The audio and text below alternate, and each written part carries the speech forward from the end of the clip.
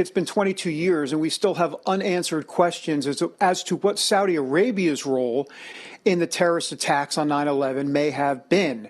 Let's get more now with former Deputy Chief of Staff at the National Security Council and Real America's Voice contributor, Tera Dahl, who is in Lower Manhattan for us this morning.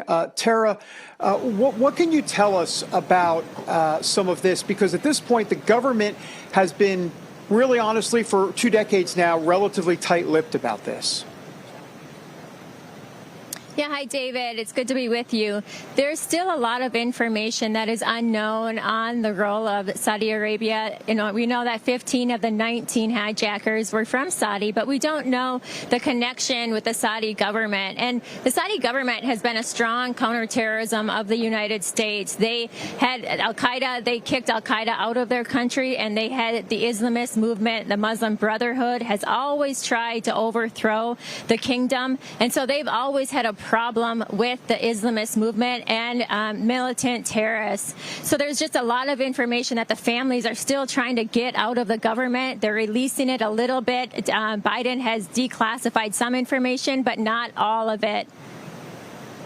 Well, and Tera, the sad part here, and one of the families, one of the victims' families of 9/11 said, we're not only fighting the Saudi government to get information, we're fighting the U.S. government to get information. And this kind of goes to the larger issue, which is sadly, ever since 9/11, whether it be the Patriot Act or surveillance or all sorts of different sort of tyrannical procedures and policies put in place, we're starting to get more of a clampdown on our freedoms. And because of that, we're in a very different spot today from a security standpoint than we were 2 decades ago.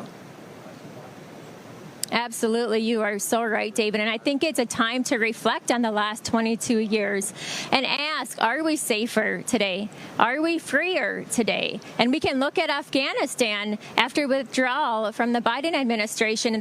David, there's 23 terrorist organizations operating in Afghanistan today. Al-Qaeda is back, and they are operating in 6 provinces out of the 34. They're having training camps on suicide bombers. Al-Qaeda is serving in the Taliban's government. The Taliban is giving the Al-Qaeda passports and IDs. And then you look at the United States, and under the Biden administration, with the open borders, right now the FBI is investigating a potential ISIS smuggler network who has been bringing in Uzbekistanis that we broke here on RAV about the increase of 5,100% of Uzbekistanis crossing at the southern border. And so I think we have to have a strong assessment. Are we safer today? And I think that's no. I think another point to remember is Osama bin Laden attacked America because we looked weak. He looked at the withdrawal of Somalia when we lost the 18 service members. He looked at the Beirut bombing when we withdrew out of Lebanon, and we looked weak. And let's look at America today with the withdrawal of Afghanistan and the weakness from this Biden administration that it's portraying to the rest of the world.